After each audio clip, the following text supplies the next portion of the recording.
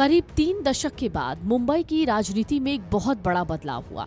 एक ऐसा बदलाव जिसने बीजेपी को बहुत खुशी दी, लेकिन ठाकरे ब्रदर्स के लिए सबसे बड़ा झटका साबित हुआ। इन सब के बीच असदुद्दीन ओवैसी की पार्टी ने कमाल कर दिया। ओवैसी ने दिखा दिया कि अगर वो ठान लें तो शायद वो कुछ भी कर सकते हैं।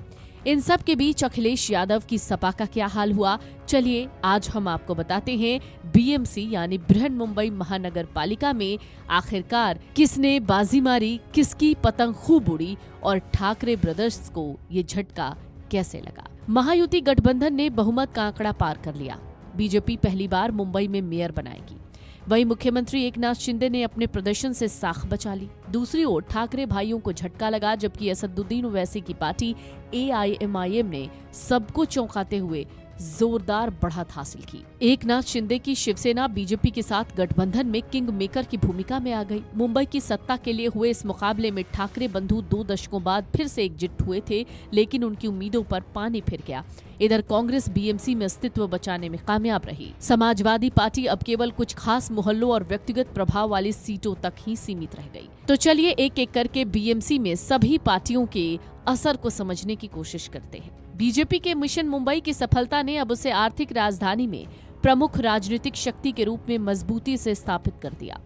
इस परिणाम से मुंबई की सत्ता संरचना में एक महत्वपूर्ण बदलाव आया। सालों से बीएमसी को ठाकरे के नेतृत्व वाली शिवसेना का अजय गढ़ माना जाता था, लेकिन अब बीजेपी ने उसे भी भेद दिया। सबसे पहले बात बीजेपी की करते हैं। बीजेपी सबसे बड़ी पार्टी बनकर उभरी, लेकिन अपना पहला मेयर बनाने के लिए अब भी पूरी तरह बैसाखियों पर ही निर्भर है। वही बात अगर यूबीटी शिवसेना की करें तो पिछले चुनाव के मुकाबले बड़ी गिरावट हुई है, जो मुंबई और बीएमसी पर ठाकरे परिवार की गिरती पकड़ का संकेत है। लेकिन महायुति की लहर में भी अपने प्रभाव वाले कुछ हिस्से तो बचा गई है। शिवसेना शिंदे की बात करें तो चाहे तो खेला कर सकती थी। संख्या कम होने के बावजूद किंग मेकर की भूमिका में है, जिनके बिना बीजेपी का मेयर बनना असंभव है। वही बात कांग्रेस की करें तो स्वतंत्र रूप से लड़कर अपनी पारंपरिक पॉकेट्स और अस्तित्व बचाने में कामयाब रही। AIMIM मतलब ओवैसी की पार्टी की अगर बात करें तो मुस्लिम बहुल इलाकों में अपनी पैठ मजबूत कर दूसरे धर्मनिरपेक्ष दलों के लिए खतरे की घंटी तो बजा दी है।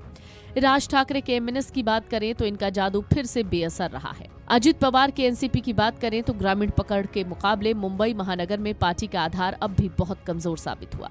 सपा की बात कर लें तो समाजवादी पार्टी अब केवल कुछ खास मोहल्लों और व्यक्तिगत प्रभाव वाली सीटों तक ही सीमित रह गई।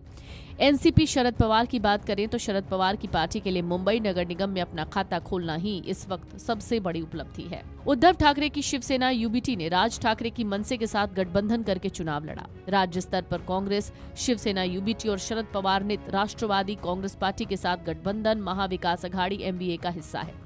लेकिन बीएमसी चुनाव में वो प्रकाश आंबेडकर के नेतृत्व वाली वंचित बहुजन अघाड़ी VBA और राष्ट्रीय समाज पक्ष RSP के साथ मैदान में उतरी। शिवसेना यूबीटी और कांग्रेस के निराशाजनक प्रदर्शन ने MVA को करारा झटका दिया। एक्सपर्ट्स मानते हैं MVA के भीतर आंतरिक विरोधाभास, कांग्रेस और शिवसेना के बीच वैचारिक मतभेद, व्यक्तिगत टकराव और समन्वित रणनीति की कमी ने चुनाव में गठबंधन की प्रभावशीलता को कमजोर कर दिया। बीजेपी पहली बार मुंबई में मेयर बनाने की स्थिति में पहुंच गई है, जबकि असदुद्दीन ओवैसी की पार्टी AIMIM ने सबको चौंकाते हुए जोरदार बढ़त हासिल की।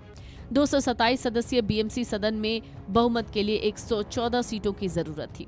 महायुति इस आंकड़े को पार करने में कामयाब रही। बीजेपी ने 89 सीटें जीती, जबकि एकनाथ शिंदे की शिवसेना को 29 सीटें मिली। इस तरह गठबंधन के पास मामूली बढ़त है, लेकिन बड़े फैसलों के लिए बीजेपी को शिंदे गुट पर निर्भर रहना होगा। इस चुनाव में सबसे चौंकाने वाला प्रदर्शन असदुद्दीन ओवैसी की पार्टी AIMIM का रहा। पार्टी ने अपनी सीटें 2 से बढ़ाकर 8 कर ली। कई अल्पसंख्यक बहुल इलाकों में AIMIM ने समाजवादी पार्टी और कांग्रेस को नुकसान पहुंचाया। माना जा रहा है ओवैसी के बयानों का असर अल्पसंख्यक वोटों पर पड़ा। कांग्रेस ने इस बार महाविकास अघाड़ी से अलग होकर चुनाव लड़ा। पार्टी को 24 सीटें मिली, जो 2017 के मुकाबले कम है। कांग्रेस नेताओं का कहना है गठबंधन से दूर रहकर उन्होंने उत्तर भारतीय और मुस्लिम वोट बचाए। हालांकि AIMIM की बढ़त ने कांग्रेस को नुकसान पहुंचा दिया।